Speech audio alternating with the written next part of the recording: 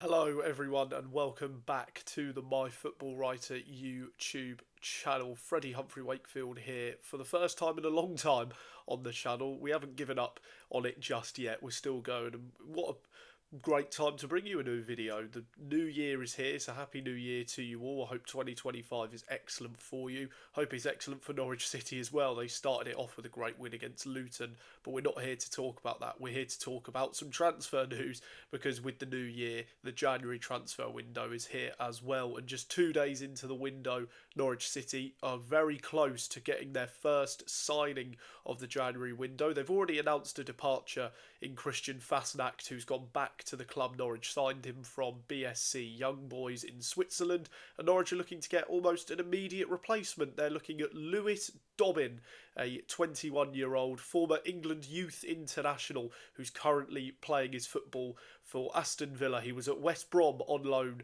in the first half of the season, but we will wait and see. We'll talk a bit more about that in a second and a bit more details about this transfer. So first things first with Dobbin. At the time of recording, on the 2nd of January, he's 21 years old, but it's actually his birthday tomorrow, so a happy birthday to him if he sees the video. I'm not sure he will, but a happy birthday to him nonetheless, and he'll turn 22, but already as discussed, he's a former England youth international, has played football for Everton's youth team and their first team. He even scored against Chelsea in 2023 in the Premier League.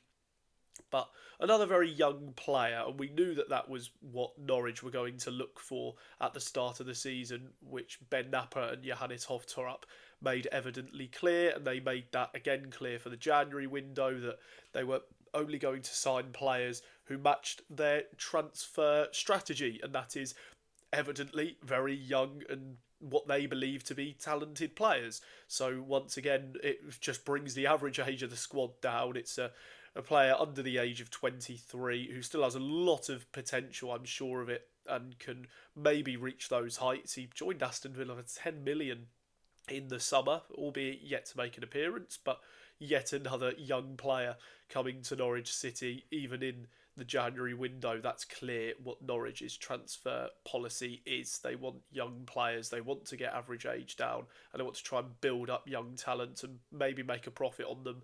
But this one, of course, Lewis Dobbin, as we'll discuss, isn't going to be a permanent signing. But a bit more about him. He's left-footed. I think that would make it. I want to say this would be Norwich's 8th signing of the season, and he would be the 7th left footer. So we already know the transfer policy of Napper and Torup is to sign young players, but clearly they love a left footer, and it helps with him being a left winger. You want a player in that position to be left-footed. They'll receive the ball a lot more on that foot, so you would hope it's their stronger one.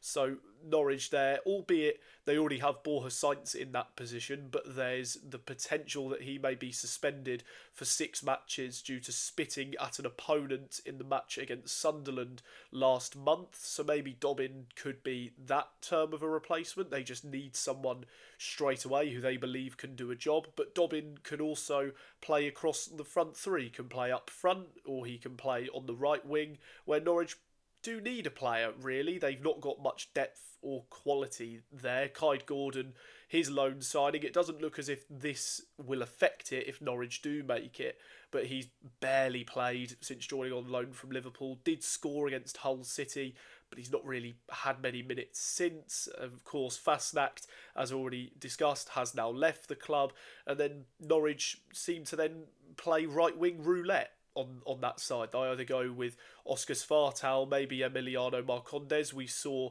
Onel Hernandez play at right wing against Luton on New Year's Day. So Norwich, another player they can maybe throw into the mix, and with him being a natural left winger, right wing, pretty much the same position, isn't it? It's just you're on a different side rather than the other. But mainly plays on the left of a front three, or maybe on the left of a attacking midfield three with a lone striker in front of him.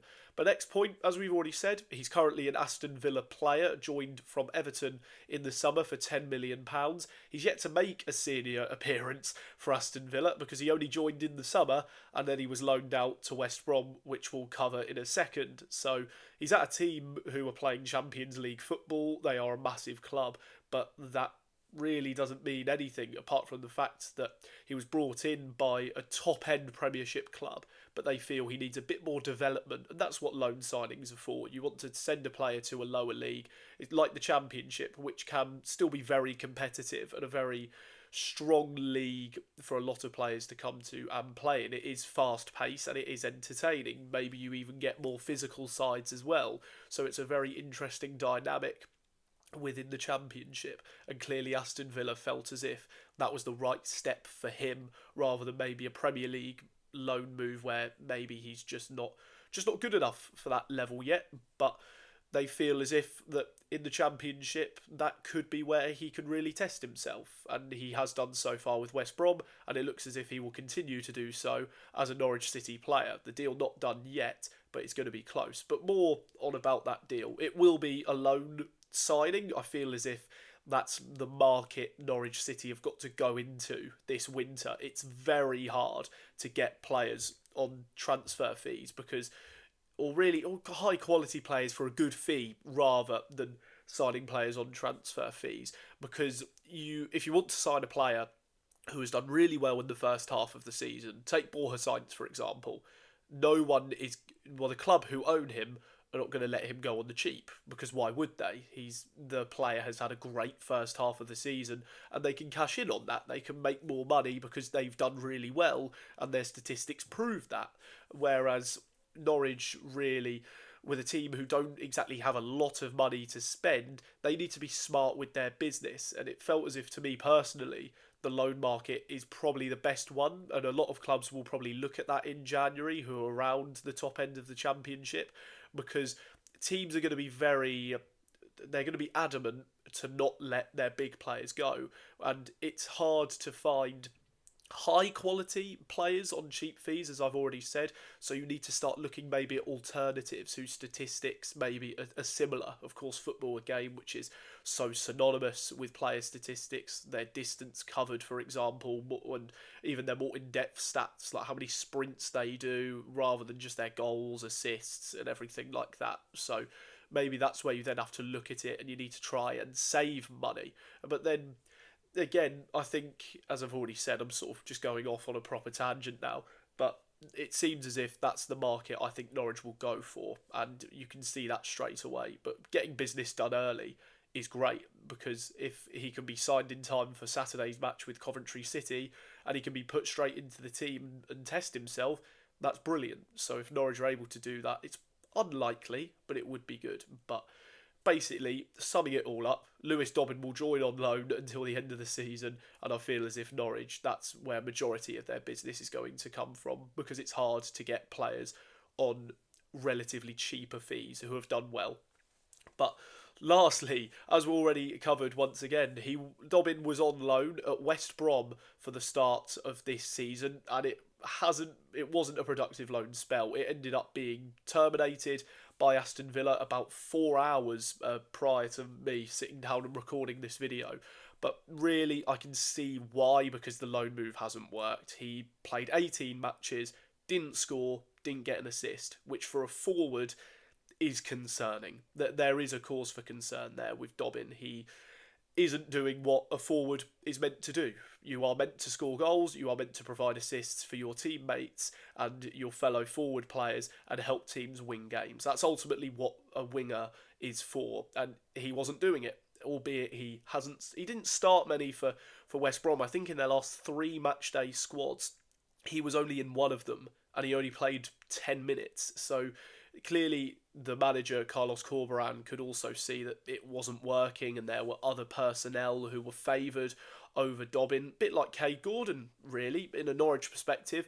Comes into the team, not really played, hasn't really had the most productive loan spell, and other personnel are preferred, ultimately. Norwich wanted to improve their own players rather than someone else's, and that is pretty much the exact same thing with Dobbin, despite the fact he has nearly played in almost every match this season for West Brom, but he's just hasn't worked for him, whether that's down to a lack of game time to change matches, or just whenever he's started, it's just not clicked for him and he's not put in a good performance. And maybe the Championship is too hard of a league for him. Maybe he can't cope with the different aspects of it. We don't know. Only himself himself, sorry, that's the right word.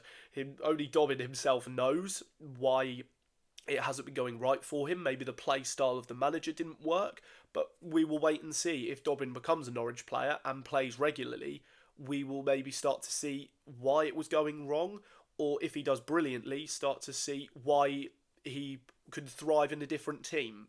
It's completely up in the air. Football is unpredictable, but just going back to the stats quickly, yes, it is concerning. Not a goal, not an assist in 18 matches. It isn't great, and maybe some fans will be sceptical of the signing straight away, but as with any player at the football club you support, you've just got to get behind them early on. I mean, I bit the bullet on Ante Cianats. I thought that he wasn't doing very well, and look at him now. So who knows? West Brom and Aston Villa fans, maybe, and Everton as well, they may have all their opinions on Dobbin, and they may be negative, but for all we know, this loan move could end up being brilliant for him. He could play every game, or he could end up starting a few, doesn't really work, and Norwich have him as a rotational option for the rest of the season, and it's a little bit more of depth, which is what they need. They need a winger, they need probably a defensive midfielder as well, and just depth everywhere else. But what do you think of the signing of Lewis Dobbin, or the potential signing, rather, of him on loan